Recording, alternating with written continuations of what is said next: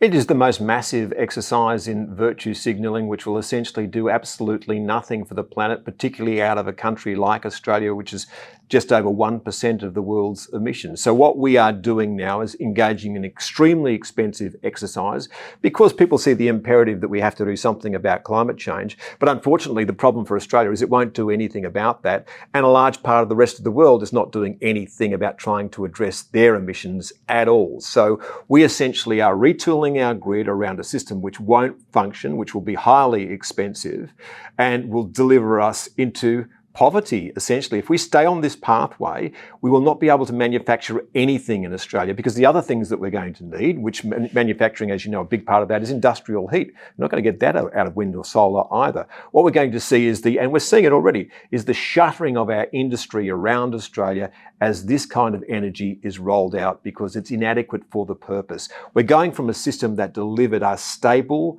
affordable power in the 20th century to a system that's going to deliver us unstable, unaffordable power in the 21st. And think about this, John. You were in politics in Australia for a long time.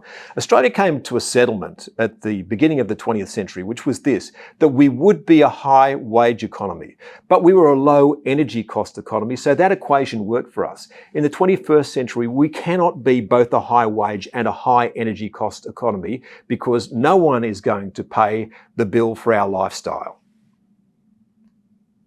It strikes me that reliability is probably even more important than price. What industry sector, you think smelting, that's a particularly poignant example.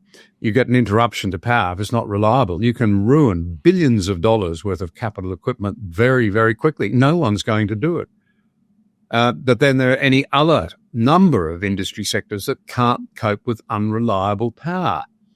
And I wonder, how long will it be before some experts, in inverted commas, who really know the truth, that are, if you like, part of the propaganda machine around this, actually come clean and say, we are building something that can't be relied upon. You need to be aware of it. This goes to integrity in politics, Chris. We live in a country where you're absolutely free to say, our children are all in danger of whatever if we don't do something about climate change. We must make these measures, but it requires the honesty to say it does mean significant reductions, very real reductions in your living standards. It goes to integrity. Who's going to start to call this out from within? The people who must know. And I don't say that lightly because I met a very senior official over a cup of coffee not long ago in Sydney. I can't, obviously reveal who it was. But I said, I've got some quite deep concerns about what we're being told by your organisation. I was flabbergasted when he said, so do I. Yeah, John, and that really disturbs me because I've had the same conversations with people who run electricity retailers, for example, and the people in industry who know that we're on the wrong path, but all want to sign up for a target like net zero because they feel that their shareholders want it or that the public wants it. And the public may well want it. What people need to do is to tell them the truth, that if we continue on this path, it's going to be very expensive. You will see the price in your electricity bill, and that will just be the beginning of it because you'll also see the price in your food bill because high electricity prices will drive the cost of everything up. You'll also see it in our manufacturing as the high costs of energy drives those sorts of things out of businesses, as jobs disappear. And let's not also forget, John, that if we are to stick to a net zero target, there's a very big circle that's been put right around some of our major exports, those of coal and those of liquefied natural gas. And of course, iron ore is very heavily intensive when it comes to using diesel. So just about wherever you want to look, Australia will pay a disproportionately high price for this. So look, in the end, I'm with you, John. If we're going to make this transition, then the one thing that we could demand of all of our leaders is simply this: tell the truth. What is the cost going to be?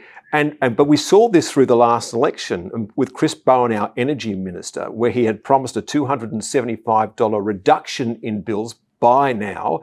Now the Australian taxpayer is forking out $6.8 billion to try and dull the pain that's coming from their electricity bill. So there's this giant Ponzi scheme where we're taking money from taxpayers and then recycling it back into the bills of consumers and calling that cost of living relief. Well, that is an extraordinary thing. The minister refused to even admit the fact that the electricity price was rising. You asked me at the beginning, Are we in a post-truth environment? I never thought I would see the day where a minister in Australia, when confronted with a fact, and a fact that he knows, would refuse to accede to it. But in the long run, John, physics will settle this debate. It will not be politics. And it will be price and physics which drives the public inevitably to start to question the pathway that we're on. But unfortunately, it might be too late.